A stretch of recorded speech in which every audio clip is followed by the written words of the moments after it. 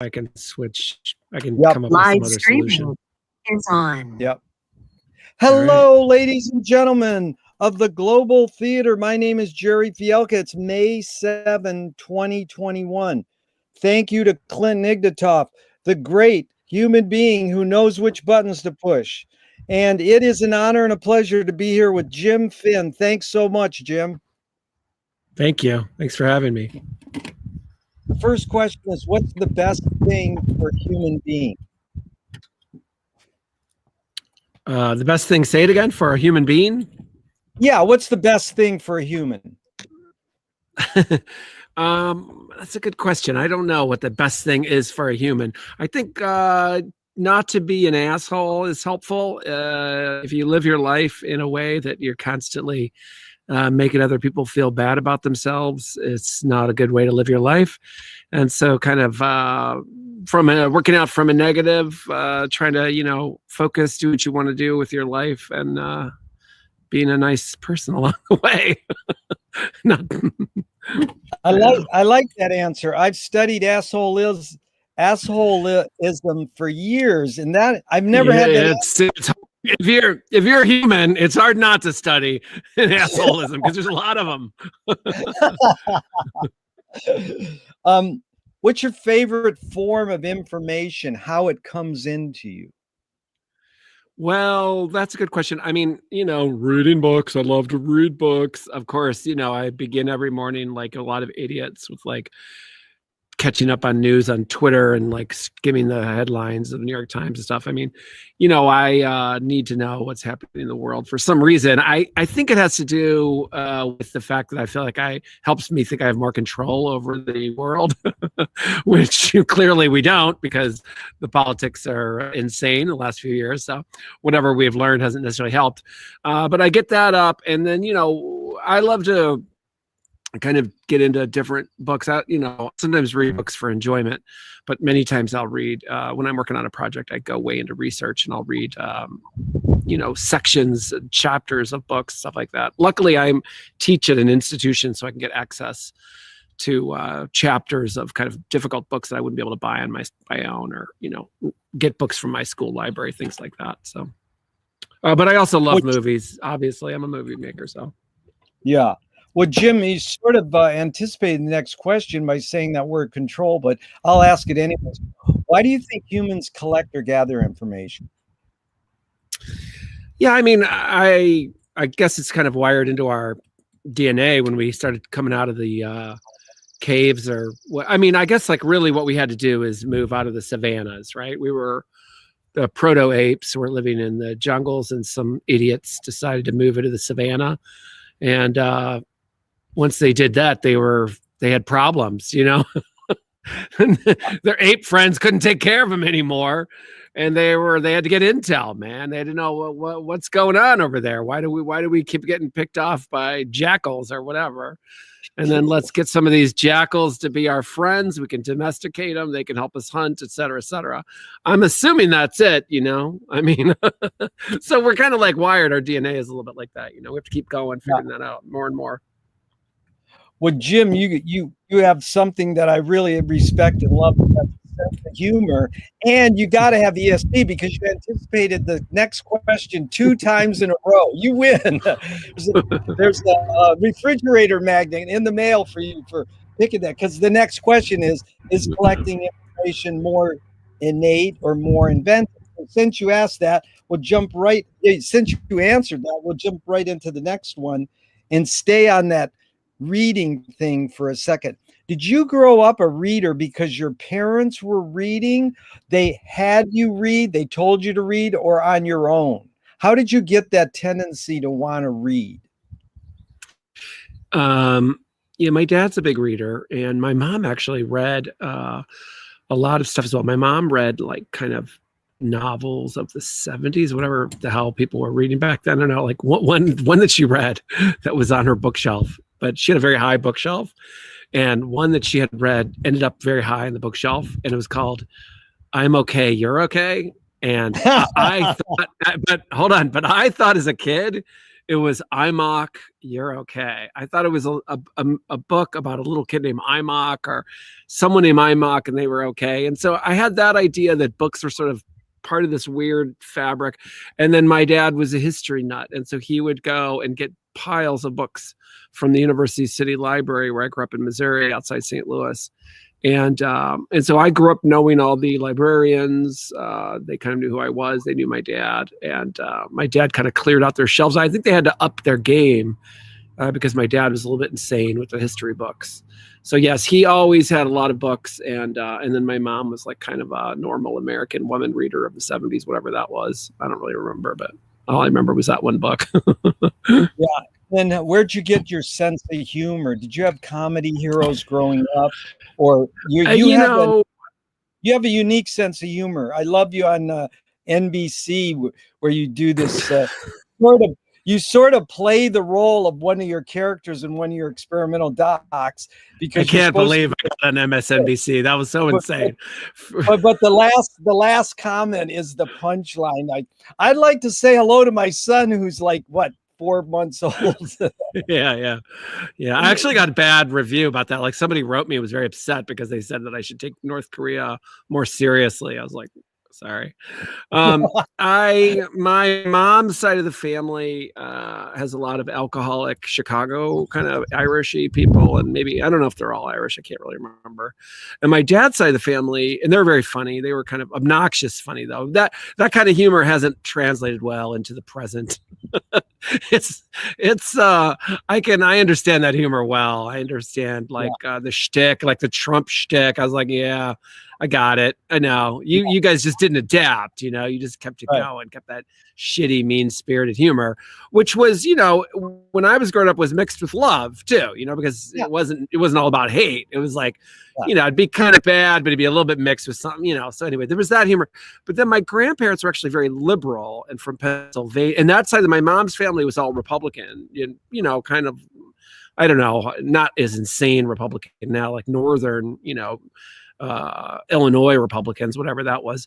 But it was my dad's side of the family were old school Pennsylvania Democrats, and they were a little bit more serious, not as fun. But my dad got a very dry sense of humor from them. So they had a very kind of smart ass, but very dry sense of humor, and serious. And politically, my grandparents went to the opera and gave money to Democratic causes and things like that. So really well put. And then I grew up loving comedy. Yeah, of course. I mean, I don't know, whatever. The normal stuff, I would say. Well, just Saturday Night Live, whatever. Yeah, I mean, the early Steve Martin, Bill Murray, all that kind of stuff. Yeah. And then, but I just rewatched Tempest, Paul Mazursky's Tempest. Yeah. And it was so funny because I had cable. And so I ended up watching a lot of these kind of 70s and early 80s kind of arty movies. And I don't really know why they would play them on repeat on cable. Maybe because they were cheaper than whatever the big blockbuster movies were then. But I ended up seeing all these movies. Like I saw Gloria, Tempest, Hair, all these kind of what's the surfer movie, Big Wednesday, those kind of movies, Milnius and stuff.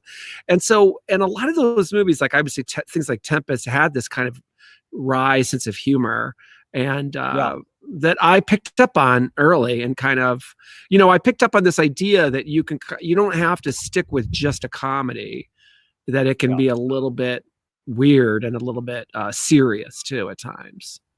Yeah, it's amazing because you're sort of like just after that Woody Allen, Scorsese, Easy Rider, all those guys. You're talking. Yeah, I was born in '68. So I grew up in the '70s and the early '80s. Yeah. No, that's good, and you have that. You're articulate, so you're really getting what we're talking about. So we're going to return to your your background a little, but let's go to this. Do thoughts create emotions? Yeah, I mean, I don't know. That's interesting. I think this whole what do you do with, how do you divide kind of intellect and emotion is a challenge for an artist, because it's something that, when you're an artist, you just try to try to ride these two things simultaneously. You want the audience to be emotionally engaged and intellectually stimulated. And sometimes, of course, if it's too intellectual, then it just feels dry. If it's too emotional or funny or whatever, or horny or whatever, then, you're not engaged anymore. So I don't know where it comes from exactly, but, I don't know if that helps, but no, sure. that helps a lot. It's totally legit to say, I don't know, pass. Okay. You're not. I'm You gonna don't have pass, man. Come on. I'm Yeah. putting a hat on top of this computer so you don't get any wind noise. I'm worried about the wind sound out here. The wind noise has not happened at all. Oh, cool. All right, good. All right. Do you more pursue happiness or more pursue meaning? Yeah, that's a good question. I don't know. I mean, I feel that I have to, I have little kids, so happiness is about sort of functioning in a day-to-day society without losing your mind, especially during COVID. Actually, my son is on quarantine because one of the kids in his little league team got COVID. It's like, what? They're outside wearing masks. But the kid got it. So now my son is quarantined. He doesn't have it, I don't think, luckily. I mean, whatever. So I think like there's a kind of a day-to-day functioning of happiness that we need to move along with. And then, living as an artist, you constantly have to reinvent yourself in a way and feel like whatever my thing is that I'm doing, is it still, am I still interested in these, or am I kind of just going along with this because this has been my thing for a long time? And even if it is my thing, what does that even matter? Does anybody even give a shit? Like, who even cares? So there's this kind of like larger, I think that as an artist, you have to deal with this constant question of what's the point? Yeah. What's the point, man? Not to like trip into like an existential crisis, but you have to just be like, what's the point? What are we doing here? And so, it also helps keep me humble, in a way, or what, humble is maybe a cheesy word, but, kind of keeps you a little bit grounded. So you kind of know, I don't know, whatever. Not sure. I'm kind of, no, it's good. That's what we're all about. You can just ramble for about 2 minutes each question, then keep rambling on. This is what it's all about. You're doing really so. It's interesting because Andy Warhol said, "Don't worry about what people think of your art. Just keep making it." And I'm really impressed how much you continually put out, and it's always varying. So in your own genre. So the next question is does the brain more detect consciousness or create consciousness? I mean, I guess I'm sort of a functioning atheist in the sense that I just believe that whatever the neurons are happening have kind of fired into my brain, and then my nature nurture, my parents and the situation I grew up in kind of helped shaped me. Yeah. And so I would say in that way, I'm not sort of too mystical about this stuff. Oh, there's my hat, trying to keep it done. Anyway, but I think, what the fuck do I know? How do I know this shit? Like, okay, so for example, that's my basic feeling. But, so for example, like I'm working on this thing about St. Paul, and my new project's on St. Paul. I'm sure you'll ask me later, but my new project's on St. Paul. And I'm trying to think about this thing of like, on the one hand, you can say, well, if you had this mystical experience, clearly he was like dehydrated, like he was in the desert. He had this, oh my God, this guy appeared to me, told me I got it. It's like, what are you talking about, man? The guy's been dead for 3 years. Even if he were like a god, why would he pick you? Who are you? And so, but he believed it enough to keep going for 30 years. And so you kind of have to say, well, what is this thing that this guy did? Like, whether I believe it or not, whether I'm Christian or whether I believe it, there's some kind of vibe of this wacky mysticism that you just kind of got to go, well, there's something there. I don't know what the fuck it is. But so, I don't know. Those are my things I'm thinking of, this idea of like kind of rethinking this idea of kind of how to get when you're kind of like, when you're like a kind of a leftist artist or something, your instant thing is to be annoyed with organized religion that you grew up with, because it's, but then you're kind of like, well, you have this tradition. And what am I? And if I don't like pass some element of it on to my kids, then I'm just opening them up to get something weird. Who the fuck knows? Some horrible version of Protestantism of America, which is a nightmare, in my view. I mean, Catholicism is troublesome enough, but kind of like the weird American Protestantism can go very dark. So I don't know. These are sort of things we got to think about. And it's sort of let me, because I think partly because of this new project, let me thinking about this stuff in a little bit different way. Yeah. So it's clear your parents raised you Catholic. At what point did you check out, or did you ever really check out? Like what age approximately? Yeah, high school, the usual. Yeah. I And mean, once I realized that I could just kind of walk. I mean, I started meeting kids that were walking to mass and not going to mass. I was like, "Whoa, you're not going?" Like I at first I was just standing back and being kind of checked out in junior high. But actually, in junior high, it was cool to go to mass because there was a lot of hot girls, and once you go through, you're like, "Whoa, holy crap!" I mean, those like, I don't know about now; it's maybe different, but in everybody went to mass back then. So now I think there's probably like a lot of people that maybe go every now and then. But the world I grew up in, that was like the place you could see so and you could chat afterwards for a little bit anyway. So there was that, but then it became very weird, by high school at some point. But I don't know. I also did this weird thing where after I had kind of left the Catholic Church, was uninterested, didn't believe in it. I worked for this group called Witness for Peace for 2 years, which is like an ecumenical group. And I was very open about I don't know, it wasn't exactly atheism, but basically atheism. But I like this idea of working within a kind of an umbrella of kind of leftist religious group, because it really got us in. Like I met this Bishop Samuel Ruiz, for example, who was called the Obispo Rojo of Chiapas, the Red Bishop of Chiapas. He was an amazing liberation theologian. I met these. That was really like such a formative experience because, I had studied creative writing. I had this idea I wanted to be an artist, but I was like, what do I don't. And then I ended up going and living in Guatemala and Chiapas, Mexico. This Zapatista thing was going on, and it was like just an insane time. And it was just like a postgraduate education in like leftist politics, Latin American politics. And I learned so much because you have ideas from the left. You're like, oh, these guys are great. These are the good guys. These are the bad guys. And you go down, you're like, oh shit, man, this is very complicated. Because if you're just like from the US, you're just supporting like a left-wing group, and then you get down there, you're like even if you believe them and they are cool when you meet them, there's this whole other group of people that are just trying to raise kids. They're like, fuck you, man. I don't want to be part of this shit.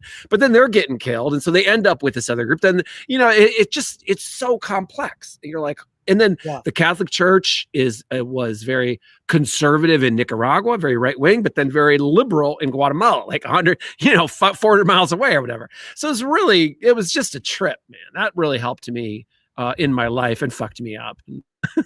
I knew that there was no way I could go back to just making, I don't know. After that, I was like the kind of ideological and all the things I was already interested in, historical, ideological, and political stuff, became really cemented. And that's kind of became my thing after that.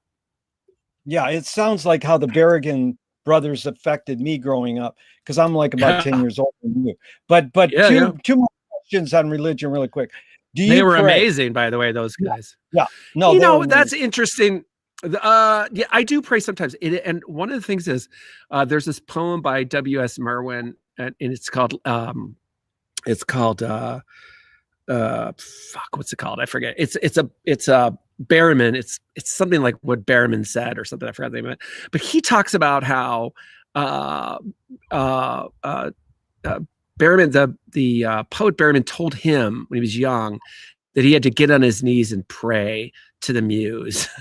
And to pray to the muse and to get on your knees and pray. And I always like this idea of thinking about, and I think Henry Miller had said that it was like a TV antenna artwork, like it kind of comes to you and you just got to be open to it. And this idea of the artist, not just being this control freak who kind of comes up with it, but is really like open to stuff. And, so I think those kind of things can help to a certain degree. So I do sometimes pray. It's weird, though. Never been asked that by the way. No, that was good. I appreciate you being honest and articulate. And the next question is, if God does exist, what do you want God to tell you after you die? Yeah, I mean, if there is some sort of divine vibe, it's not going to be able to talk. Another thing, because I'm back to this St. Paul thing, like when he got abducted to the third heaven by Jesus, which nobody really talks about. It's a little weird. But he kind of mentioned it actually. And he was like, hey, go to the third heaven with Jesus. And, by the way, they spoke this language, and it was a secret language. I can't tell you about it. But I love that idea. I love this idea of that, if there is they're definitely not speaking a weird version of Romance and Germanic languages that happen to get mashed together because the lower classes in England spoke Germany and the upper classes in England spoke French. And so within 300 or 400 or 500 years, everybody kind of turned into English. And then the politicals, it would not make any sense that any kind of divine being would be able to communicate in that language. And so we wouldn't be able to understand it. But who knows? Could be something cool. I don't know. It is my grandmother did tell me that she'll be looking out for me. So at some point, she really drilled that into me. So Jim, I think you exposed something to me that I needed to know, because I would say I'm quite certain that that's language is called Finneganese. It's what James Joyce invented in Finnegan's Wake. Right.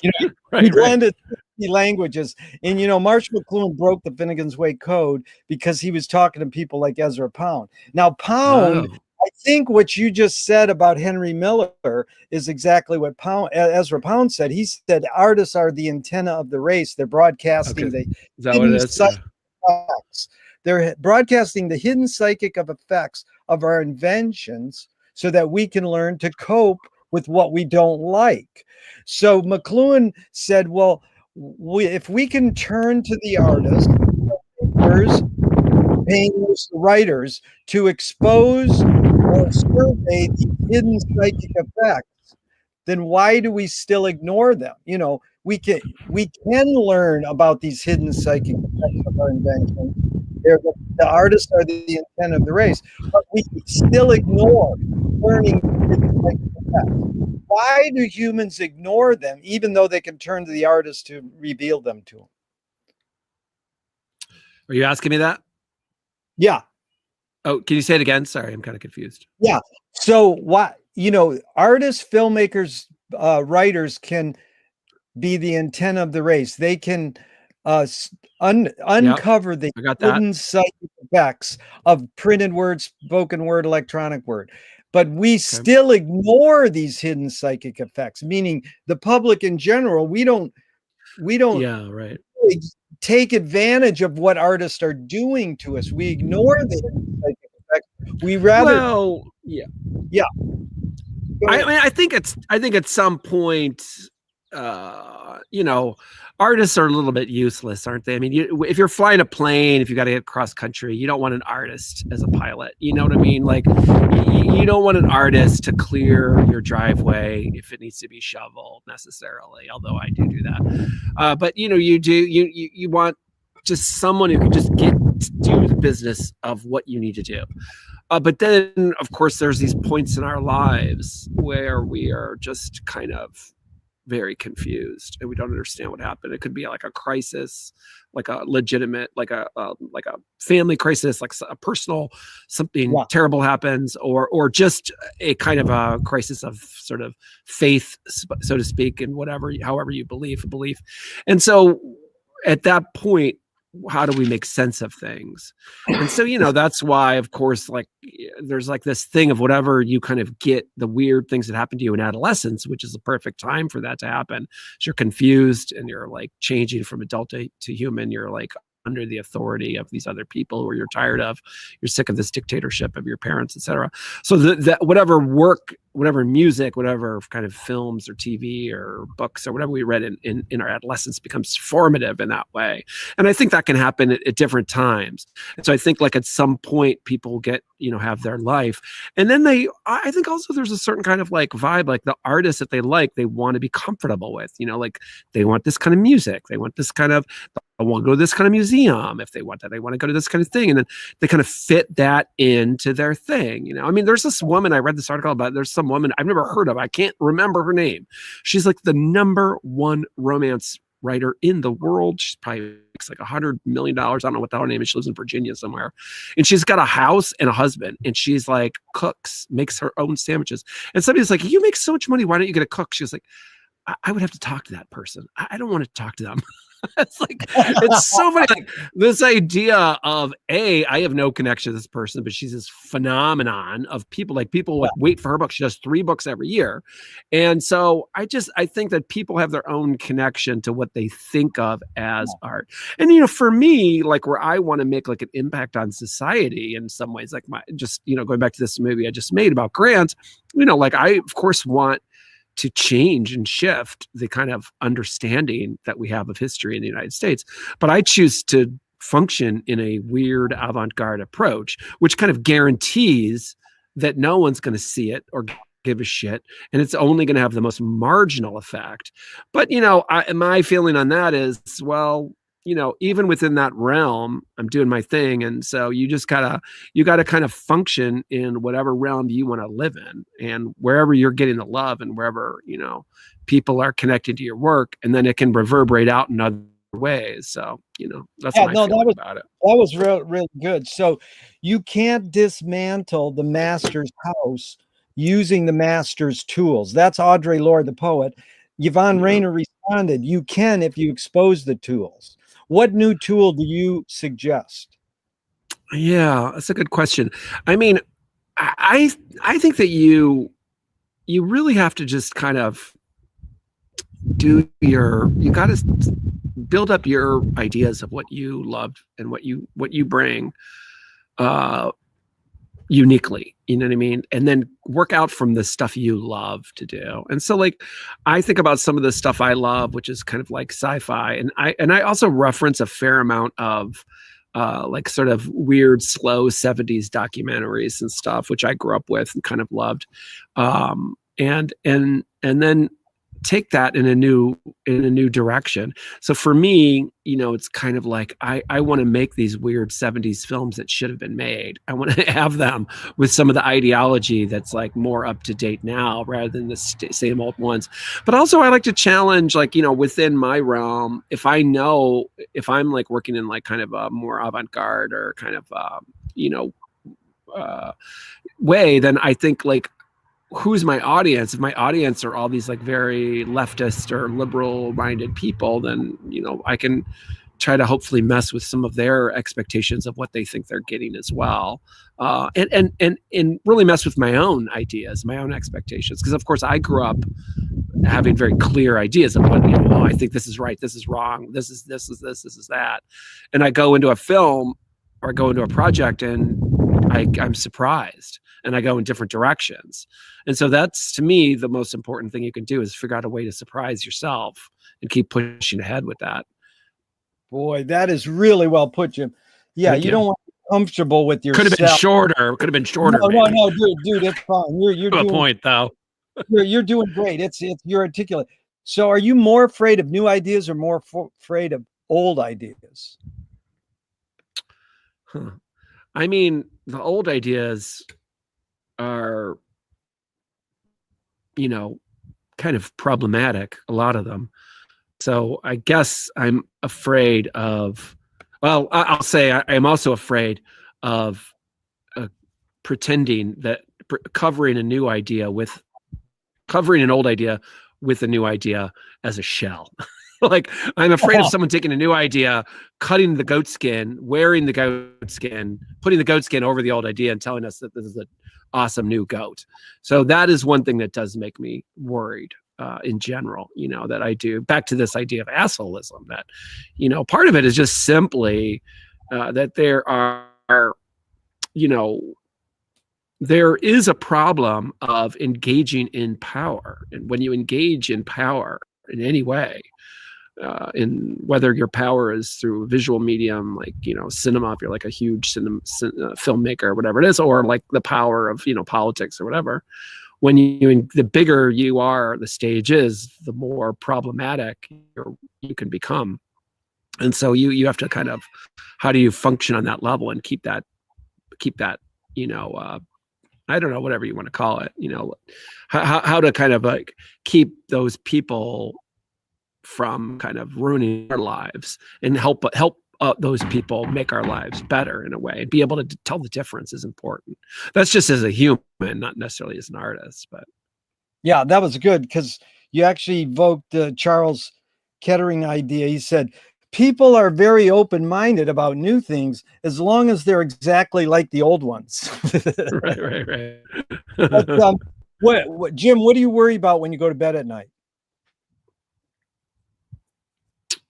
Well, I mean, you know, this year has been very weird. So just kind of like trying to keep everyone safe and stuff. And of course, like big picture is you also feel like we're all whistling past the grave with climate change, you know, like how serious is this situation? It's not, you know, and then of course, you know, if you just talk about it on and on, you just sound like a Cassandra, a crazy person. So what you know, these kind of things are concerning. I would say the big picture kind of things. So, and can you conjure up your earliest memory ever, or one of them?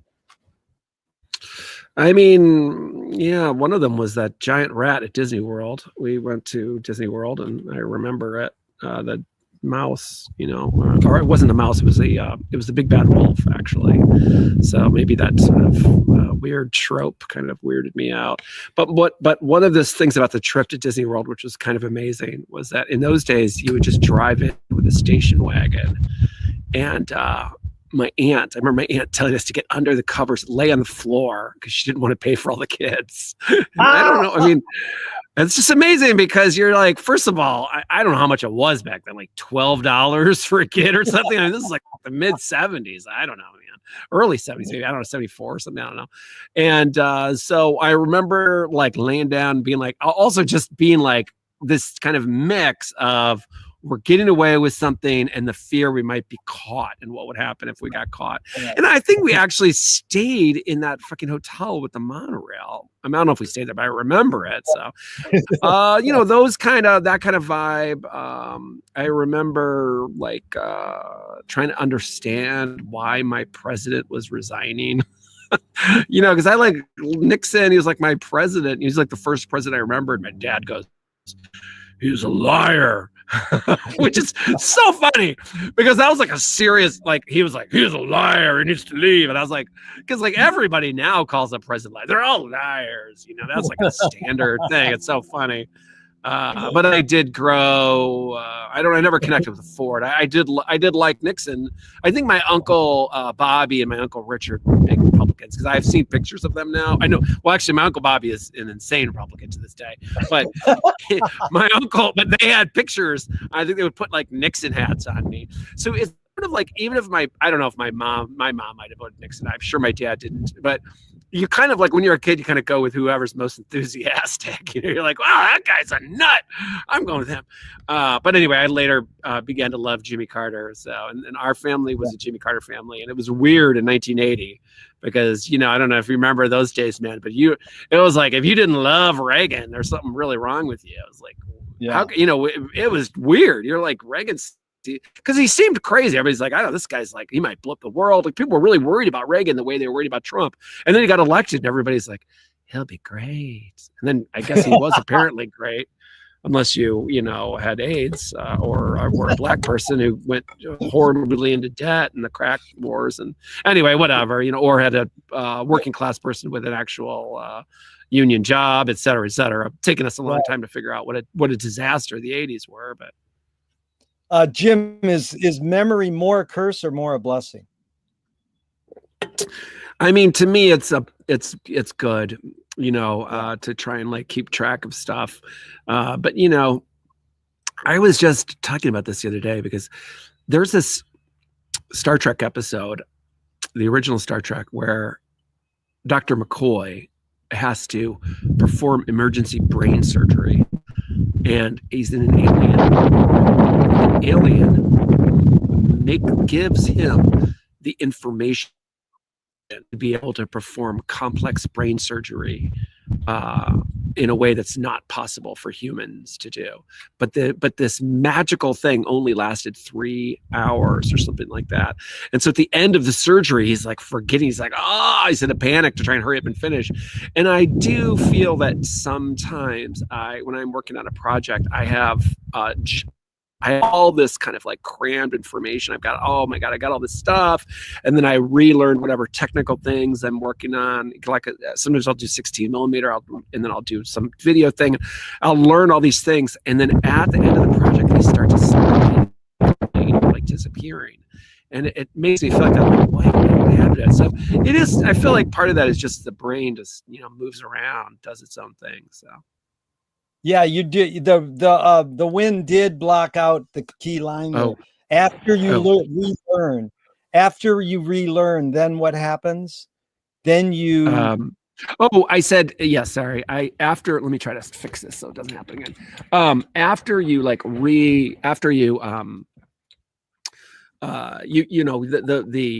it goes away. The stuff goes away, and then you're like, it just starts to dissolve. And then you're going, wait a minute, how did I do that? And I'm like, I don't need it. And then the next project, you need it again. And you're like, okay, I have to rebuild it.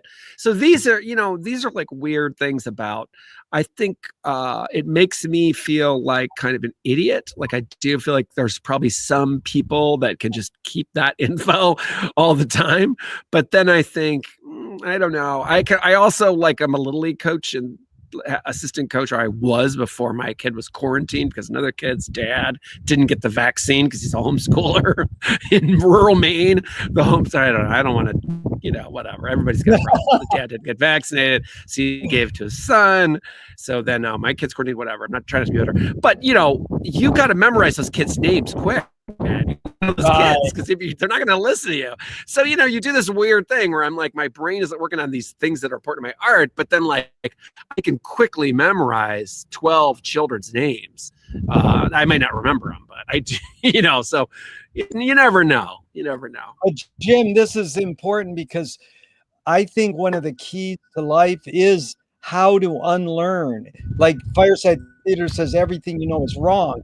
Well, all we do is want to continue learning, and we don't think sometimes it is, because especially an artist, then you get this chance to have a fresh look and use your tools differently or look at things differently. So that I know what you're talking about, the struggle between learning and unlearning. It's the obvious answer is memory more a curse or more a blessing? Everybody says, well, it's a blessing. But you'd be surprised at how many people go, well, I can understand it is a curse, and, so it's not to demonize memory. It's just to suss out its hidden things. So this question is set up with a few modern thinkers' thoughts. And the basic question is, how do you advise someone to deal with an enemy?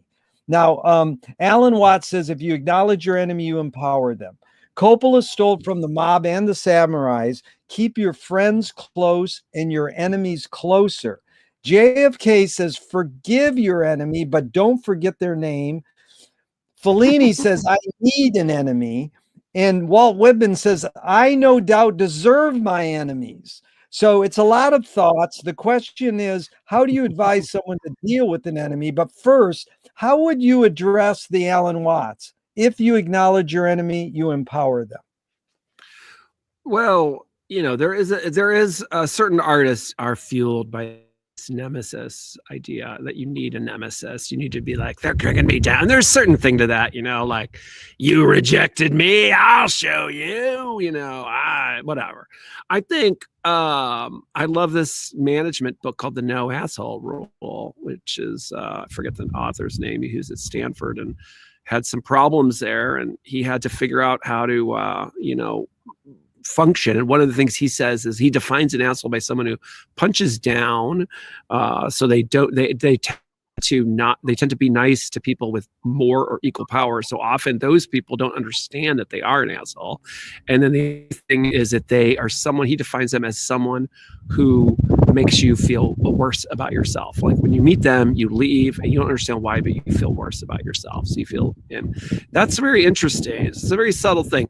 I think it's very, very, very important that you surround yourself with people who are supportive and loving.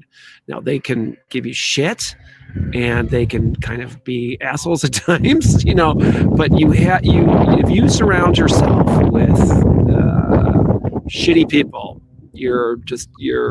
it's just not good. And so that's a kind of a problem that you want to avoid. And then I think sometimes there's no way to escape it. You're human, and that's just the deal. I don't know. I think it's like, I'm not trying to be like a self-help guru here, but I think it's important that you, I look at what as an artist, and people helped me as an artist. They helped me learn how to splice 16 millimeter film. They learned, I learned. Is the sound bad again? Yeah, the wind's picking up a little. It's really been luckily not any big deal. It's sort of like. What about right now? How is that? Because I just changed it. How's that? Is that better? Let's keep going. All right. I can move if I can try to move. I've got this thing kind of blocked now. But the blocking the visual a little is okay if it helps. So we'll see how it goes. But yeah, you answered that pretty much. How do you advise someone to deal with an enemy? Is surround yourself with support and loving people. That's really good. So Jim, what first attracted you to become a filmmaker, to pursue actual filmmaking? Like, did you grow up watching movies? What'd you just say? What was the last part? Sorry. Yeah, no, it was like, go ahead, but the wind is picking up a lot. So. All right, hold on. Let me just try something else.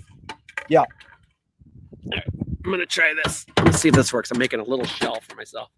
All right, now, how's that? There's a shell now. I got a shell. If that's not working, I pretty much got it. Well, let's continue, and we'll keep you posted. Just tell me. Yeah, keep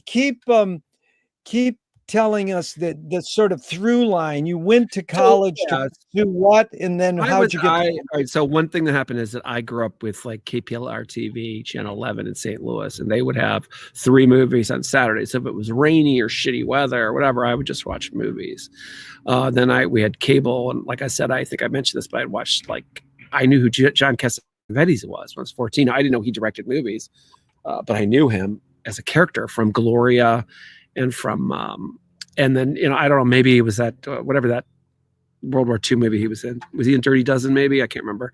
Yeah, and then I knew the Elvis movies. That's kind of, now to me, I always thought that I grew up in the Midwest, and I didn't think you could just sort of become a filmmaker. I didn't understand the concept of sort of avant-garde film or even low budget film.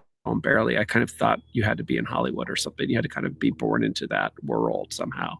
I did have like an idea that maybe I would want to move to New York, but I didn't really know why. Like, that was just like a vague idea. And I did think I kind of want to I remember thinking I want to be a director. But again, it was just didn't really make any sense. I didn't even know really what a director was.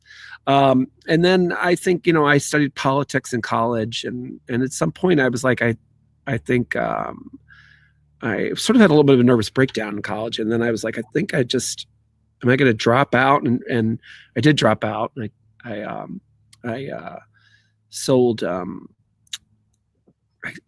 carpet cleaning. I did carpet cleaning for like 6 months, and you kind of would go in. It was sort of a scam where you would do a steam clean of a room for $15, and then you were supposed to upsell them.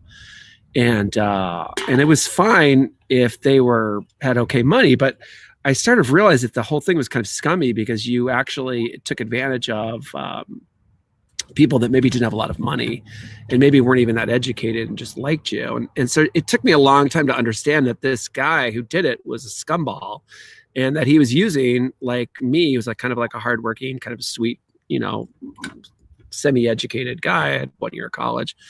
And that helped me understand a little bit about the world and about the city I grew up in too, because I was going in and out of these places in St. Louis, and I was like black neighborhoods, like working class white neighborhoods, like 1 or 2 integrated neighborhoods, which was bizarre in St. Louis back then. And then some affluent neighborhoods too, and like gay couples or openly gay couples, which I had never heard of. This was in the mid 80s. I was like, wow, okay. I mean, I kind of knew it in theory, but we weren't friends with them. My family wasn't friends with any. And so, that sort of opened up a little bit there, but it really made me want to go back to study. And when I did go back, I was like, I kind of want to study like creative writing. I don't know why it came into me. I think I did a story writing class, and I was pretty good. And I was like, and the class was into it and the teacher was into it. And so I kept going and did. And then I kind of, when I studied, I was like, I wasn't that into poetry, but I really liked the study of it and the writing of it because it kind of freed me up. I felt like the fiction was just a little bit like you had to kind of stick to this narrow kind of idea. So that kind of opened it up. And then I ended up, like I said, I lived in Latin America for a while, did some work, and I went to Chicago and I fell in with a lot of artists. And I had bought a Pentax camera with me to Latin America. And I took a lot of black and white photos. Then I came back to Chicago and did black and white photography. I set up a darkroom in my house and so taught myself photography, took photography classes at community colleges in Chicago, bought those got Time Life books from the library, all this kind of stuff. And then I had friends in film school. And so I went there and did film school stuff. And so, and I would go and after hours in their film schools at University of Illinois Chicago, School of the Art Institute, and editing suites, and then once then digital video happened in like 1999, 2000. So I was able to get a computer and start that. So that's how I got into it, and just kind of had friends and people, and it was great because it's like, when you're starting on film, as long as you get people to help you and you help other people, that's just what you need, a kind of a little community. But then you can kind of do the whole creative stuff on your own, a lot of it, like the writing and the editing if you want, but then you get all this like collaboration in the middle, which is great. So I loved it. So you mentioned, 2 things just really quick, is you mentioned weird slow documentaries. Like, who are some of the makers, the 70s? Well, all right. So I grew up with this film called Monument to the Dream, which is about the making of the arch. And it was made by the National Park Service. And it was like really this kind of like really, it's actually, I just watched it the other day. Again, it's still a really good documentary, but it's like my kids are so bored by it. But I was just fascinated by it because it really slowly shows first of all these men are sitting there. They're smoking cigarettes. There's no safety belts. None of them died. I have no idea how they didn't die. They mentioned at the end, they said they expected 13 men to die in the 2 years. They like wrote in the books, 13 men are going to die. None of them died. They were like, hey, well, it's good. Great. And but they weren't wearing safety belts. I'm sure they all died of cancer in the next 10 years, looking at the amount of cigarettes that were smoked. But that was like a film that I had seen, and that was like, whoa. And then, I mean, of course, Big Wednesday is not a documentary, but it's a very slow surfer movie. And I loved it. I had no idea what the hell surfing was, And so like, just having this kind of like idea that it's not just, kind of Gilligan's Island or whatever, the kind of horrible things that were on TV in the 70s, that the world was a little bit bigger and there were these other mysterious possibilities that you could do with the moving image. Right. No, that was really good. And so if everything humans invent extends some humanness, like, for example, the knife and fork extends our teeth, clothing extends our skin, a shutter and a camera extends our eyelid. What does the moving image camera extend for you? What humanness? It doesn't have to be tangible or an exact sense, but it's sort of like, I mean, I guess in a way, my voice and my imagination to a certain degree. I mean, we have to like kind of, we have an idea in our heads and you try to explain it to someone and they're like, what are you talking about? You know, Yeah. there's just certain things that you can't, you know, this is the main problem with like trying to function as an artist, where you have to get money to make projects and you have to convince people. And, you know, you have to like kind of logically, coherently explain how to make this thing that only really can be explained in its own form, you know? And so, you know, how do you do that? What is the best way to kind of visually get this across and like sonically, aurally, whatever you call it, you know, and then how it all comes together. So I don't know. To me, it has to do also with the fact that my brain, you know, I'm bright, I'm articulate, but I don't. This isn't. At some point, if I'm doing something regular, I'm going to take a weird turn. You know, you don't really. I could probably learn how to fly a plane. You know what I mean? Like I could learn how to fly a plane. I could learn how to be pretty good at that. But yeah. I also would. I can just my kind of brain would be able to function that, but I would have to really stay. Like you know, I would have to very stay focused to be on that target of like okay, and I think my wandering part of my brain is not best served that way. So like I think it really depends on where your brain is. Like if you want to push it there and go there, you can do that. But is that where you're where do you really where's your best vibe? Where's your best world at, you know? And so to me the opportunity to be an artist is helpful. But I mean I'm like, you know, I got a pretty normal life. I got like children. I'm living in Maine right now. I'm like kind of living the dream. Yeah. So no, I understand. And I like how you've been articulate too about explaining your background of growing up a reader, got into photography and poetry. Let's just stay on that for a second. What's the function of poetry? Well, I mean, you know, the idea of what interested me in the idea of poetry more is that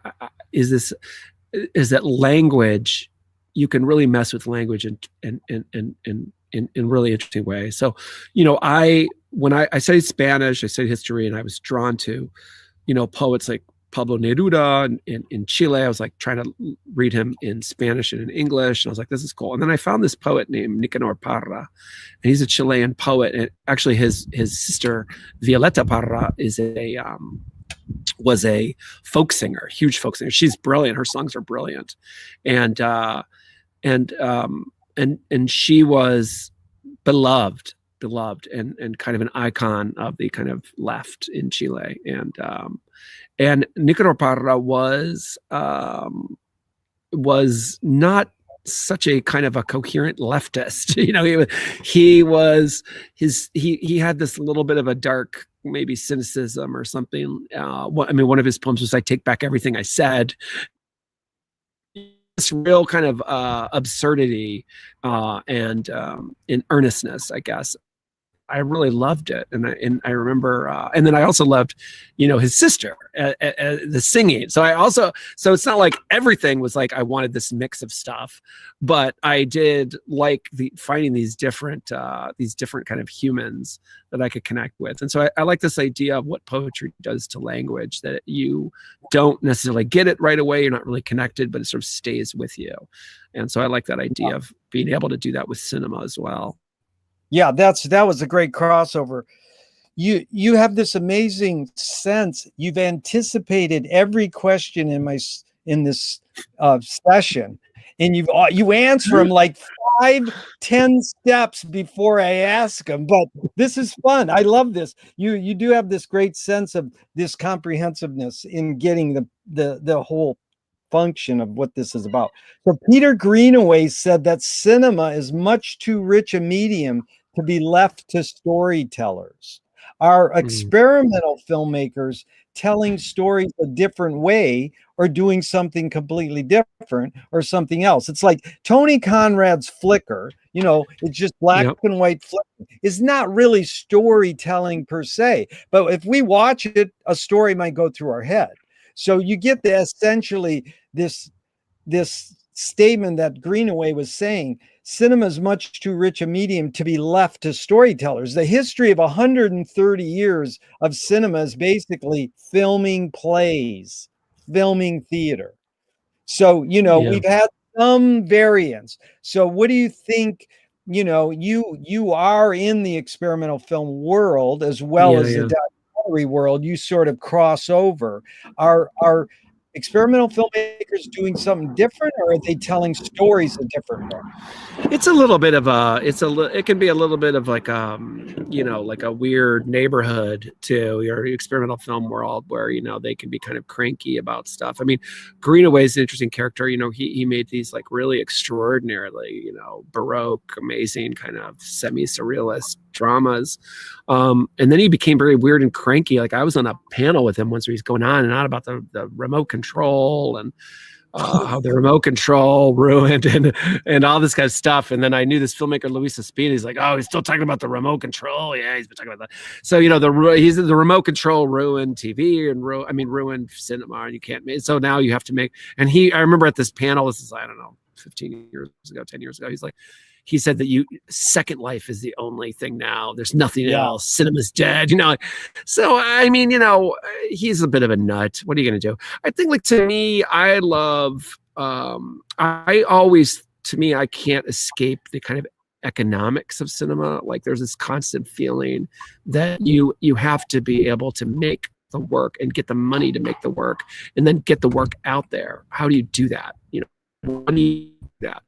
And so, of course, like, if you're kind of making something that's got appeal, well, if you make it a little bit more appealing, the money is just gonna roll in, man. And this goes with everything in the arts. You could have like a really brilliant, writer, programmer, curator, and man, they're going to be invited to join the Borg. They're going to be going in, man. They're going to be invited into the club soon. And once they get in the club, then who knows how that works? Maybe it's good for them. Maybe it's not. I don't know.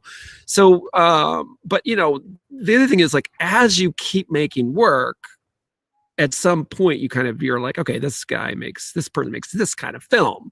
And we're like, we can just pigeonhole him there. And so then if you kind of break out and do something different, then are you graduating? Are you going, do you see the kind of video art experimental film scene as like the minor leagues? Do you want to graduate if you're a young filmmaker? Or if you're an older filmmaker, middle-aged filmmaker, mid-career, whatever you call it, do you then go and kind of just keep rehashing the same stuff? If you're trying to do something different, does it feel weird and desperate and sad? Like, what are these things? And I think a lot of these are false dichotomies in a way, like they're just things that are in our brains, like, because we're depressed. And like, I remember I was talking to someone who's a documentarian. I was like, I sometimes hate documentarians because I'm like, feel like you're stealing everything. Like you're not leaving anything for the experimental people. We have to give everything to you, and then you can go on fucking PBS and make shit tons of money. But then the documentarians are like, oh, well, the fiction people are taking it all, and the fiction people are like, well, we're indies, so you're taking it to Hollywood. And the Hollywood people are like, well, we're just trying to make 12 or $15 million films, and then the big budgets are coming, and the big budgets are like, we can't do it because all the unions or whatever the fuck they're complaining about, And so I think, like, it's just, really, it's like just arguing over scraps, isn't it? No, and I think let's stop there for a second, because false dichotomy is exactly what I want to get into for a second. But it's funny because, just to summarize what you said, one great one documentary said, yeah, what do you sell it to PBS or you sell it to HBO? Shirley Nevins or American Masters. She goes, if you sell it to PBS, you sleep on your friend's couch. If you sell it to HBO, you get a hotel. That's the difference. right. And, it was like Sam Green. He said, I sold it to PBS because then I would own it eventually, whereas HBO owned it. So it's all this false dichotomy, but it's really a good intro to this because 60 years next year for the Ann Arbor Film Festival, and all the power to it for holding up this many years. And I've basically gone for 30 years, and you've been highly praised there over the years. And the big question is, should it be more inclusive or exclusive? I hate when they have a documentary there, and it says, financed by HBO. I says, don't give money or don't even show those people. But that's my own bias. Do But they have work? Like they have work now, from HBO? I didn't know that. over the years, and this year they had one Every that now was and financed then. by IKEA. It was financed by IKEA, and it was the one going back. This like it upset me so much, and I goes, that's truly great art. Great art is when it fucks your shit up and say I could do that, but anyways. Here's the question. What's the services and disservices of ghettoizing experimental film? Jackson Pollock was on the cover of Life magazine in 1949. No regular folks in America were really developing an aesthetic of experimental painting until then. It became mainstream to even consider it. But there was no Bruce Conner or Maya Deren on Life magazine covers. Generally, it's privileged rich art kids who develop an avant-garde aesthetic and dominate the experimental film world. Any comment? Well, I mean, those you can make a lot of money on a single work, so one of the things that happens with like painting is that, that's weird. I don't understand it, but it can be worth a lot of money. So it becomes this kind of like discovery of something. There's really no way to monetize. I mean, they've tried to with like limited edition video art. Of course, you could do that to a certain degree. People do that, like kind of gallery art and stuff. But I don't understand that world. It's a strange world to me.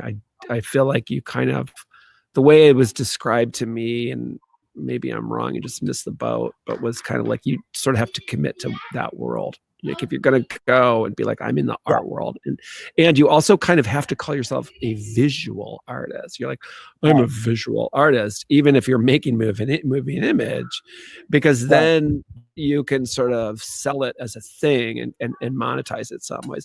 So to me, that's very weird. I am very critical of kind of this idea of kind of monetizing, capitalizing stuff. But I'm also critical of people who criticize it. I'm a crank, So I don't know. I think like for me, I'm very, my family are Midwestern salespeople. So I can never escape this idea that that you're selling something, and if not that many people want to buy it, it's not worth that much, so it's like, oh, there goes the frisbee in the backyard, just like my kids I can't keep them inside, they're running. So that's what a background. That's my wife. But here they come. The wind sound really went away, so we're doing good. So Michael Apted, he made a documentary on Russian rock star about 40 years ago, and I asked him, why did rock video makers feel so obliged to edit fast? Marty Scorsese even said when MTV broke, I edit my films faster because of MTV. And Michael Apted told me, because we've learned to take in information faster. I asked this with a bias. Can we literally learn to take in information faster, or are we just brainwashed to believe we can? I mean, we can definitely get so much. I mean, you can I find out like all the news now, not by reading an article, but by looking and seeing what the weird, ironic takes on the news are on Twitter or something. And then people like make a joke, and then you go back and you figure out what you need to figure out. You kind of do the math. It's a bizarre way. It's like this kind of irony and this kind of like shorthandism baked in. And I get it. And, I don't know. I was just on a panel the other day, and somebody was like, well, I really dislike slow editing. I said, well, I really dislike fast editing, because I feel like we're stuck with this kind of fascism of the viewer. Like, what does the viewer want? Are the viewer getting bored? Right. But at the same time, like I like this idea of kind of like surprising. And so maybe sometimes you need to move that editing a little faster, but on the whole, I think that you need to sort of tell the audience what they're going to get. So like if you start your movie in some like really cool, flashy, brand new editing fast way, and then you end up with like kind of a slow burn, you're going to annoy the fuck out of them. Whereas if you start a little bit slow, you can get rid of those people, who don't want to watch it, who are bored, and then you can kind of like surprise other people. Like for me, I feel I have this feeling when the audience might be getting kind of like bored or maybe overwhelmed, and so I kind of try to bring in some music or some other kind of thing to kind of like throw them a bone and say, look, just chill out, man. Just go with this. I'm gonna help you get this vibe across, and I'm not gonna be an arrogant, I'm not gonna just tell you that it's all about me and the importance of me as an artist, but we're gonna have this like experience together. I hope. I mean, that's my idea of the kind of like people watching it in the audience, that they'll be able to get different things and kind of bounce off it and have different ideas. I mean, one of the things that happened, like years ago, I showed these kind of short videos that I had made in Argentina, and I used this piece of music that I found, I used to listen to in Mexican buses when I lived in Mexico. And it was this group called Pimpinela, which is like an Argentine ABBA ripoff. They would do Spanish ABBA songs and sound like ABBA. And so I found it and used it in one of my videos at some point because I had remembered it and heard it, and it stuck in my head for years afterwards. And I played in Argentina, and people were just like flipping out. Like they were like, "Well, what is this? How did, and I guess like they, to them, it was something like, like a kind of avant-garde artist using like the guiding light or something, you know what I mean? Like it was just sort of like this weird connection of like kind of deep diving into a culture, but not getting it. But the way it came to me wasn't just like, oh, I found this ironic joke. It was literally that it was played on a bus that I was on all the time. They would play this song all the time. It was like the theme song of my life, this song. And so I think those kind of things, how do you get that idea across any way you can, Yeah, really good. Jim, Jean-Luc Godard told Michael Moore when he released Fahrenheit 9/11, this film is going to help Bush get elected. Now, it didn't help Bush get elected per se, but it galvanized pro-Bushers. With the slew of political docs we've had over the recent years, do they bottom line more activate or more pacify? And I'll just set it up. Cindy Sheehan, the great anti-war or activist, said, we're only preaching to the choir, and there ain't even a choir. So, I want to really bring up just briefly, not go too deep into this, like Adam Curtis is the darling of political docs now. Everybody lefty thinks he's a lefty. And then Raoul Peck, have you heard? I mean, Raoul Peck, to me, I Am Not Your Negro is an amazing film, but have you seen his new one, Eliminate the Brutes? No.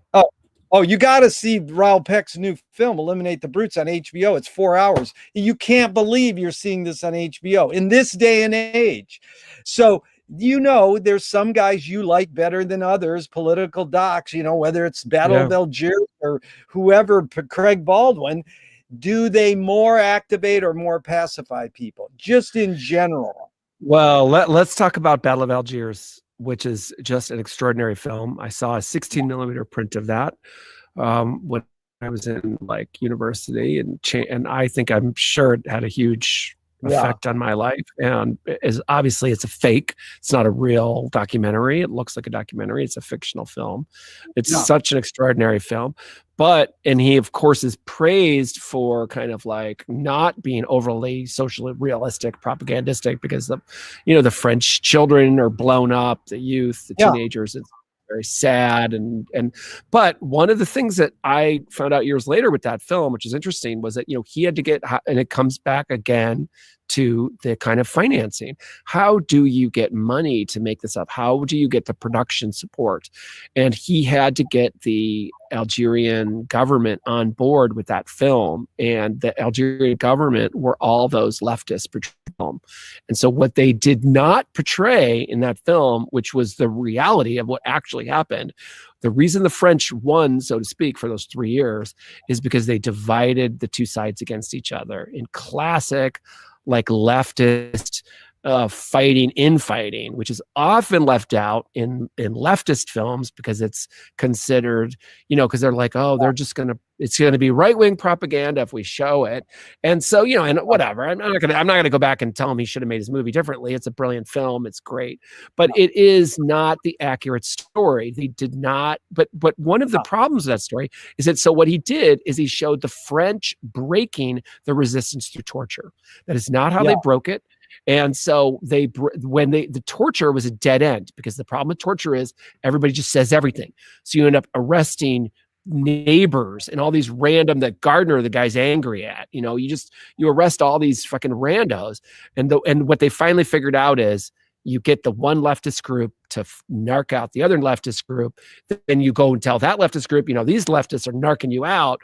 You should really narc them out. And so that's what the French did. It's what the Americans did in the Iraq War. And, that's the counterinsurgency magic of what the British did, and so that is hard to understand. It's boring, but it's reality. And I think that's an important thing. So, these were things that I was interested in.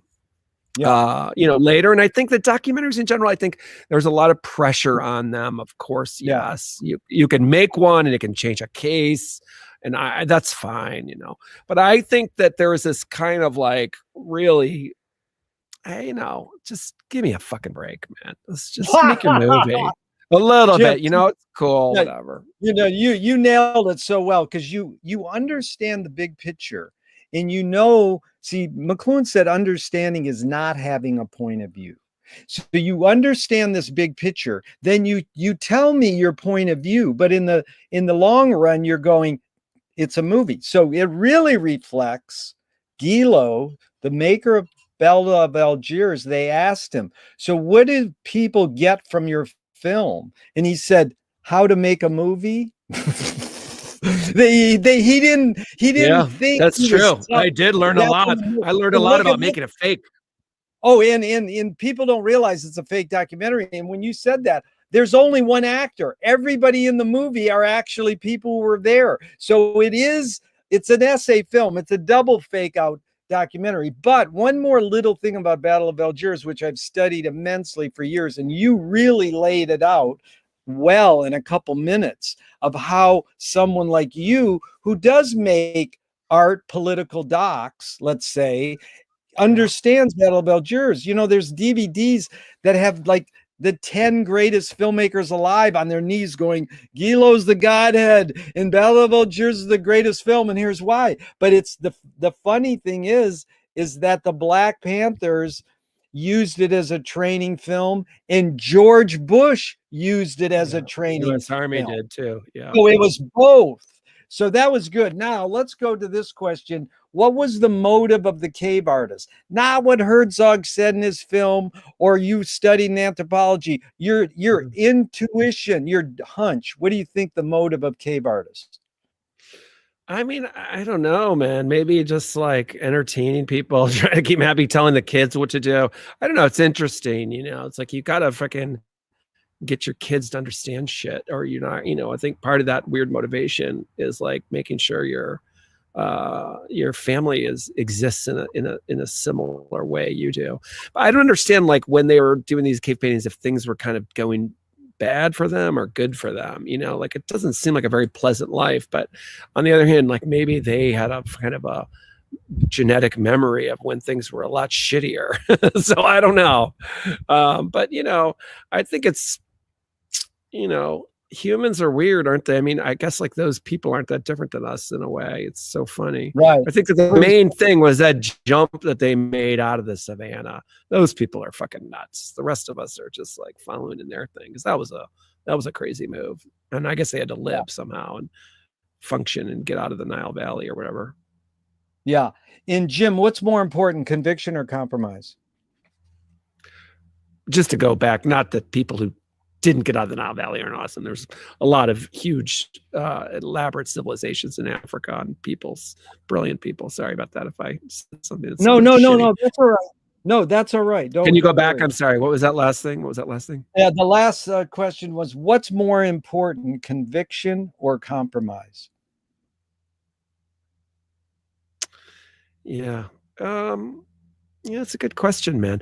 I mean, I don't know. Compromise is good. It's important to live, but it doesn't always fucking help, does it? I mean, I would just back to Little League. I was a COVID cop the other day, and trying to get those kids to wear the masks as the assistant coach, but I did not tell the parents were kind of like pushy.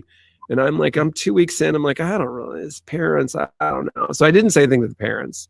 And now I'm thinking back, I'm like, I should have been more of a dick, and like I was trying, you try to be cool. So how do you do that? But at the same time, if you have this as an artist, if you're an artist and you're like trying to come up with this old time way of the kind of genius of doing your thing and being like bullheaded, that's insane too. You need compromise. Anyway, I just read though that in Mazursky's film Tempest, that John Cassavetes has to, kill a goat on film. Of course, he's not going to really do it. They had it set up, and he was like, "I'm going to kill the goat. I'm going to do it because my character would do it. I'm going to do it." And the director was like, "You can't kill the goat. I don't want you to kill the goat." And his wife, Jenna Rollins, is like, you can't kill the goat. I'm not going to fucking be there for it. So the director was having like a nervous breakdown. They're in Greece, they got these things. And Cassavetes is insane. So you don't know what the guy's going to do. But he kept saying that up until and then he didn't end up killing the goat.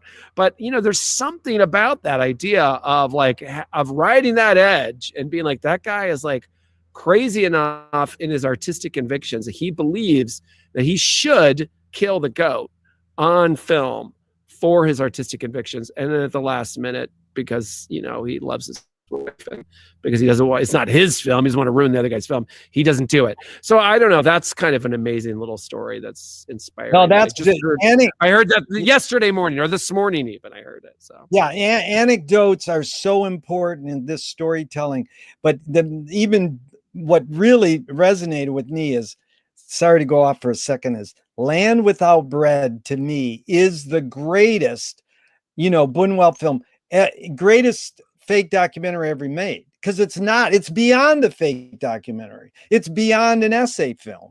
And the big scene is, well, you can see I'm sure you're familiar with this. If you're not, you can see the puff of smoke that from the gun where the goat falls off the edge of the mountain, and it says the goats are so starved they fall off the edge of the mountain. And here's my theory, that Buñuel shot the gun and framed it so you could see the puff of smoke, but he didn't shoot the goat. He says, I will freak everybody out because the goat really is starved, but I'll make him think that I shot him.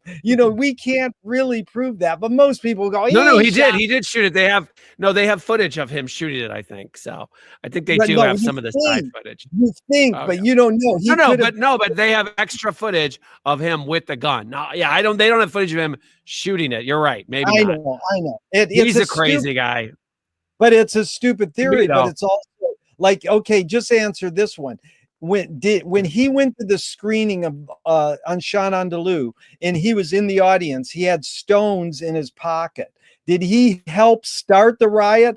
Throw stones at the screen. This movie sucks. Or did he have the stones that when they said, there's the maker, get him, to protect himself? I mean, those they were pretty smart crew, man. They knew how to. They were PR geniuses. I mean, the other thing is, as a filmmaker, you have to kind of know what to do, how to kind of like work your PR. Where is it? That kind of stuff. I mean, for me, I made a film which is like my Ishtar a couple of years ago called The Drunkard's Lament, where I made a film that was a kind of a version of Wuthering Heights as if it were made by Branwell Bronte, the alcoholic opium addicted brother. And it was like supposed to be an early cinema film. We made our own emulsion. It was a musical, and it's just a very weird film. And it doesn't seem to totally work with audiences, And so I barely played anywhere. And so I was like, fuck, man, I gotta like connect this. And so I had this idea that I would just double down. And so I showed the film, and then we did a role play game to go with it. And the role play game was based on this like Wuthering Heights little mini we did it live, and I did it just 3 or 4 times and with the film.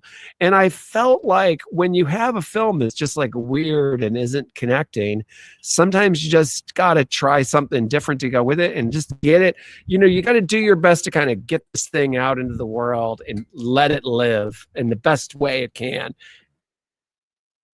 But that idea of kind of like the weird showmanship of filmmaking distribution is kind of fun too. Yeah. So no, you have a good sense of the big picture in film, and I appreciate that, because it really reminded me a lot. I was going to say earlier, Paul Schrader said, the role of the artist is to attempt to sell out but fail. yeah, that sounds pretty good. But you don't want to fail, because see, here's the other thing about Ann Arbor. Ann Arbor becomes this all the kids of the great people, James Benning, or you or whoever, their students come in and become clones of their teachers. So there's nothing experimental happening anymore. It's just a regurgitation. So then we die and then go to heaven when occasionally somebody does something in 60 years that's truly experimental. There's some pretty cool stuff though. I think one of the things that's happening is that is a problem with like colleges, especially when they have like very similar faculty, things like that. But there was a recent program I was into, Prismatic Ground, which had a lot of very weird new stuff, and I really loved it. I loved the vibe of it, and mostly pretty emerging young video artists and filmmakers, and then some vets. He had Lynn in it, and that's and some other veterans, Lynn Sachs, and but I think like figuring out what the students are worried. When I work with students, I try to figure out like, what is it that you're worried about? Like, what is the world that's messed up? Like for me, it was like kind of growing up post Cold War, ideological vacuum of what is that, and what is it now? What am I, as a man, what are these white man, like what are these things that I have to worry about, or that I'm like supposedly concerned about with my country or my world or my language or my ideology or whatever. To me, the main thing for me is that it's a long people's war. This is like, if you want to establish if you want to maintain yourself as an artist, which I figured out pretty quickly I want to do. I was like, I want this life. Like, I want to make work that I love, get some kind of funding now and then for it, or figure out a way to make a living that I can fund it myself if I can't get funding. So I'm not held up. I can try to get funding, but if people don't believe in my early vision of it, which is often dissimilar to the final reality, I got to be able to fund it myself, or at least start funding it. And then I got to be able to do that year in and year out. And that's not easy to do, man, but I've done it. I think I've been, and my models for that, I loved when I started going to festival circuits, and I've seen Lynn's work, of course, early on, and Deborah Stratman, these were people who I was like, I want what they have. I want this life. Jennifer Reeder was a young filmmaker in Chicago in the 90s when I met her, and she was so focused, so knew what she wanted. She got a lot of like early recognition and buzz and stuff, and then kind of got smaller and disappeared and kind of reinvented herself. And so that's very inspiring for me. Things that you can do as a filmmaker, how do you kind of shift and move around and get ambitious and go crazy, and then kind of like move into a different level and try different things. And also you have life, you get jobs, you have kids, you get, how do you deal with that? You have your own life crisis, you get power of attorney over your parents, these kind of real life things happen. And so how do you kind of continue to function? Yeah, Jim, that was good. And we're going to, I'm going to ask a few more and then we'll bring Clinton in, but here's one. What one major element of your filmmaking in the years you've done it has stayed the same, and one major element that's changed? One, I mean, as far as what stayed the same, I would say is the kind of like a lot of the research and kind of getting into whatever the thing is that I want to do. You know, when I made like in 2001, I made a 3-minute gerbil, a movie about the history of the gerbil and the history of capitalism, sort of, called Voos and Springmouse.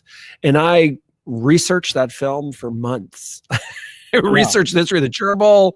I looked at the history of Mongolia. I was reading about Genghis Khan, and I thought it was going to be a bigger film. I mean, I didn't imagine it was going to be a 3-minute film, but it just ended up being a 3-minute film. To be a film I made, but that was like that.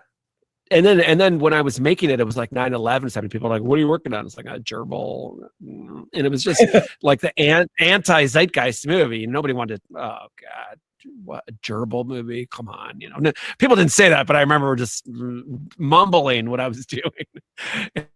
You know, when I finished the film, I think I premiered at the small festival called Thaw in Iowa in like at the 6 months after 9/11, like in the spring. And man, people were like, it's like, oh my God, thank you. You know, because it was like fucking heavy films were really the deal, man. People needed to see heavy films because we were fucked. And anybody with a brain knew we were fucked for years. Like people, you remember those days, man. It's just like we were just like, this is gonna be bad because they got it all. You know, it's just like the worst of the worst, the whole disaster of the poor people who got killed, then the disaster of the fucking poor people that got fucking murdered in the fuck. It was like a nightmare, but I made this film. It did seem insane and absurd, but it kind of caught on. And yeah, that was well done. And yeah, sorry. And then I would say what's changed. Yeah, what's changed. I mean, I'm a little bit maybe more. I kind of like have a craftier idea what I want to do. Like I can go in and know and I have like 20 years of craft under my belt now. When more than that, really. Yeah, because we're running out of time, and this is really good. I appreciate it. George Manupelli says his mantra is ignore yourself. Jonas Mika said there is no self-expression. Great jazz pianist Cecil Taylor says he's just a vehicle, and this stuff just comes through him. Is art making, filmmaking more self-expression or more you're a vehicle for whatever dominant technology or culture is currently present? I know it's both, but just what do you lean more towards? Yeah, I mean, I lean more towards, you know, I'm trying to like glom on to some kind of, I'm trying to figure out what it is that I can bring that can connect, that people can connect in a jigsaw puzzle with other artists or other writings or other people to try and help shift this culture in a more positive direction. Can art making be egoless? Egoless? Yeah. I mean, I don't know about that. I mean, I think that you need there is a weird kind of insane arrogance that you have to have. And I think that's part of my anti-asshole rule that I try to keep my life with, because you can really devolve into being an arrogant, difficult person if when you know the skills that you need to be an artist. You have to be a little bit pushy, and you have to believe in yourself in an insane, overbearing way. And when you translate those into real life, that can make for a difficult person. So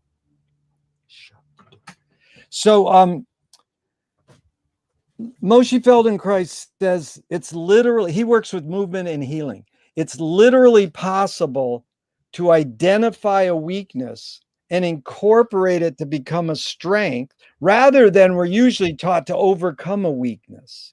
Mm-hmm. Tell me a weakness that you've incorporated to become a strength.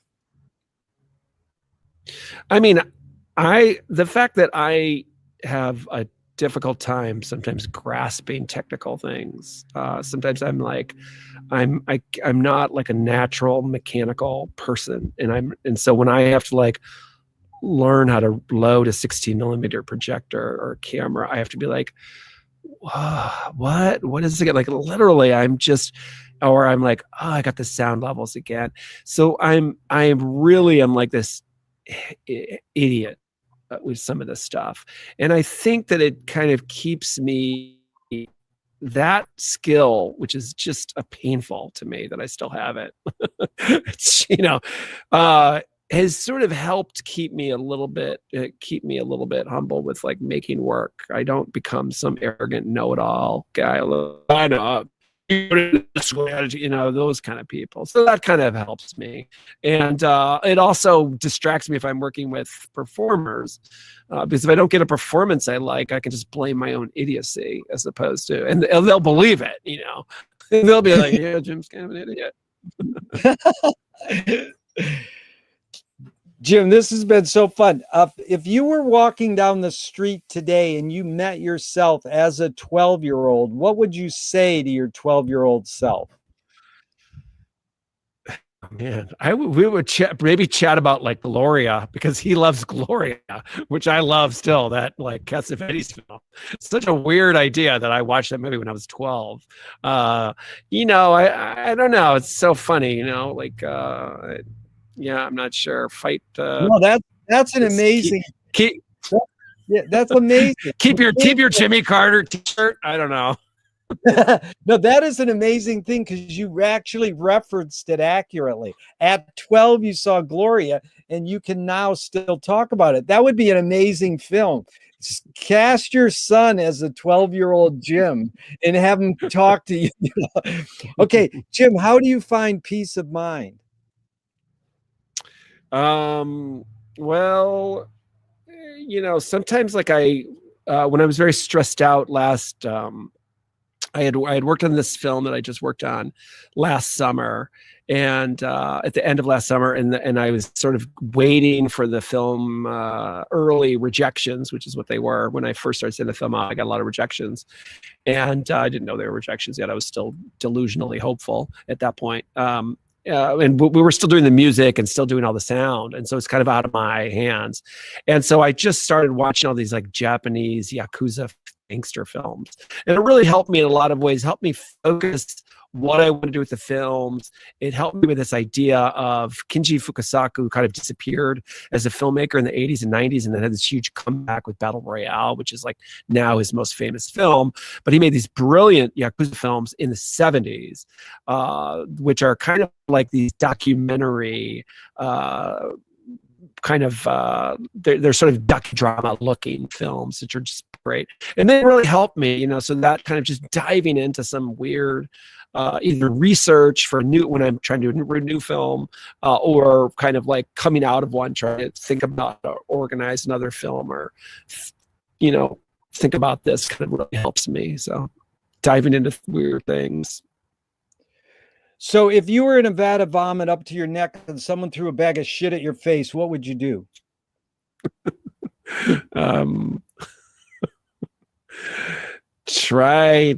What am I in a vat of vomit? Can I just try to I'm pretty good at treading water, actually. So I would try to tread away and keep up as much as possible. Try to tread to the side, away, backwards, I think is what I would try to do. Thank you. Good strategies. I rarely get people who want to work with it. Well, one of my favorite answers, the guy goes, I wouldn't be in a situation like that. Talk about arrogance.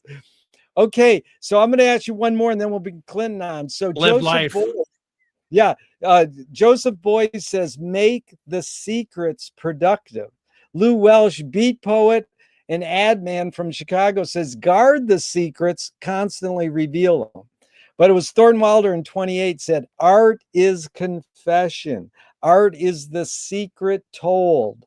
But art is not only the desire to tell one's secret, it's the desire to tell it and hide it at the same time.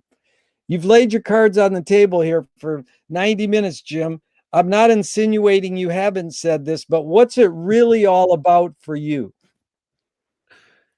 Yeah, I mean, I think what is it? How is it if you're an artist that you have anything new to say or anything else? So for me, I do feel like the older I get, the more I'm like looking back at this weird world that I grew up in. I feel kind of weirdly lucky that I grew up in the Midwest in a family of salespeople who were somehow still open to the arts, which is weird. And then I grew up in a very Catholic family that was very traditional in a lot of ways, but the schools were kind of coming out of the kind of liberation theology vibes. So it's like a kind of a 70s Jesus.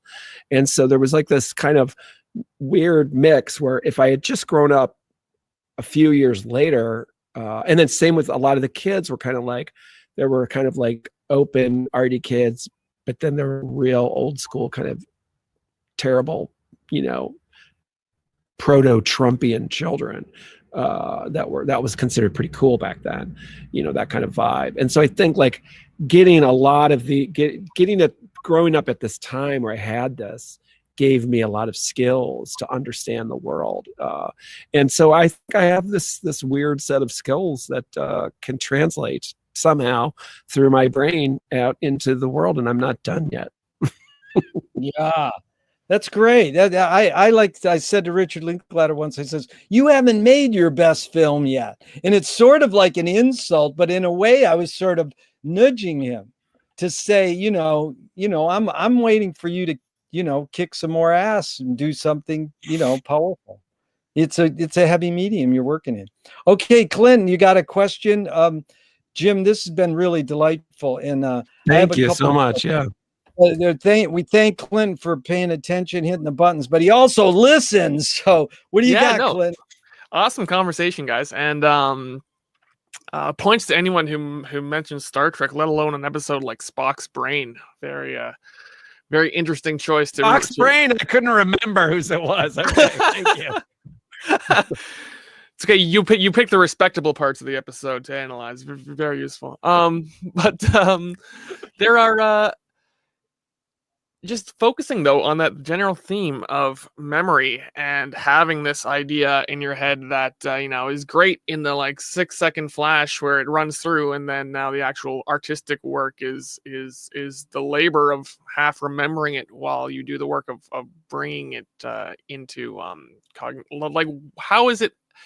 Because cinema, especially, there's so many like filmmaking, there's so much preparation in the production. Like, how do you stay on track and manage to, even though maybe the final product isn't what you thought it was going to be when you started it, how do you keep the ball rolling? I mean, I've tried to do like index cards and like whiteboards and things like that, like the way normal filmmakers function. And I do notes. Weirdly, I do spreadsheets sometimes because it's like I lose notes daily. It's the whiteboard, which is that separate studio in my house right now. So I think like some days when I do notes, I'll try to do like different spreadsheets for different stuff. Like I'm doing Greek word right now for one, and for this Paul project I'm working on for Grant, I knew I wanted to focus on, like, I knew I had this timeline, and I knew that I had the battles, the key battles that I thought is, and so I bought the games from them. So I had these games piled up, and I knew which game I needed to go in which section.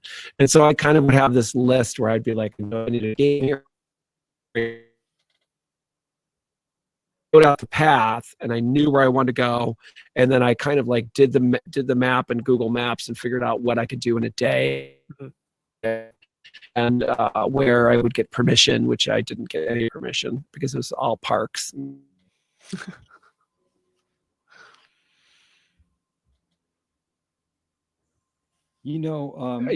I wrote a lot, and then I have to cut. So like I had like, that's a 60-minute film, like a wall of text almost the entire time I was talking, and so I cut like 20 minutes because I just kept going down and down and down.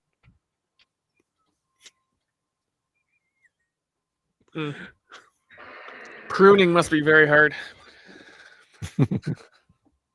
Yeah, I saw Chris Hedges sort of whap Pennebaker talking in front of some students at UCLA once, and he goes, we never ask for permission. We just shoot. And she goes, you can't say that anymore. And she hit him on the side of the head, like, you can't do. And I mean, that's the beauty, is like, you want to be more a fly on the wall cinema or fly in the soup cinema, you know? And so we're sort of losing you a little, Jim, but we'll close out with these two questions, unless Clinton, you got one more? No. Okay. Jim, what's the healthiest or most impactful cultural shift you see developing today? Well, I mean, the most immediate is not having that horrible fascistic president. So, I mean, I think that the kind of Black Lives Matter and the Me Too movement combined are just a huge shift. And all this kind of stuff of being able to kind of realize what we've lost by fucking up so many people's lives over the years is a huge deal. Also, I think this idea of just like having a government that functions without trying to fuck up the whole world would be great. It'll really take a lot of pressure off, you know, like there's a lot of problematic things about the United States and the way it was started as a democracy, clearly, but you know, if we can get everybody in on this deal, it can be a really awesome democracy. And so how do we get everyone in? And that entails fighting all these people that are trying to keep people out, which is not that fun, you know, unless you're like a committed full-time voting rights activist, etc. If you're just like someone who's trying to live their life and have a teaching job and be an artist and raise kids, you know what I mean? So how do you kind of like help maintain that and push that going forward? That's a big deal, I think. And I think, you know, if we can figure out the climate change thing, a lot of stuff is coming together as humans. If we can figure out how not to kill each other, and, you know. High aspirations. Jim, it's been an honor and a pleasure. Last question is, what gives you the most, what gives you the most optimism? Yeah, I mean, jumping on that last thing, I feel like the precious youth of America seems to be pretty bright, you know. Not just like my kids, but just the way it kind of rolls. You know, we're in rural Maine, so like my son had a kid in the class who was like QAnon believer, and you know, you can like be like, oh my God, the Trump youth, oh Jesus. But you know, that was a big concern of mine when he got elected, that like if he did well and things were going on for 8 years, because I remember the Reagan youth, you know, it was like those kids loved Reagan, they grew up with them, you know, and so I think that there was a kind of a way, maybe we'll see how it shakes out, but you know, if these kids can grow up and not have these same sort of hangups that a lot of us had, it'll help. And if we can stay focused, it's like I said about, you know, government and stuff like that, that'll really take a lot of pressure off. So the artists can be weirdos and agitate and do all their weird things that they do, but not, you know, there's not this pressure of us fucking wrecking the whole earth. Thanks, buddy. Weirdo agitation. That's what we're all about. Thank you, Clinton and Jim Finn. It's been an honor and a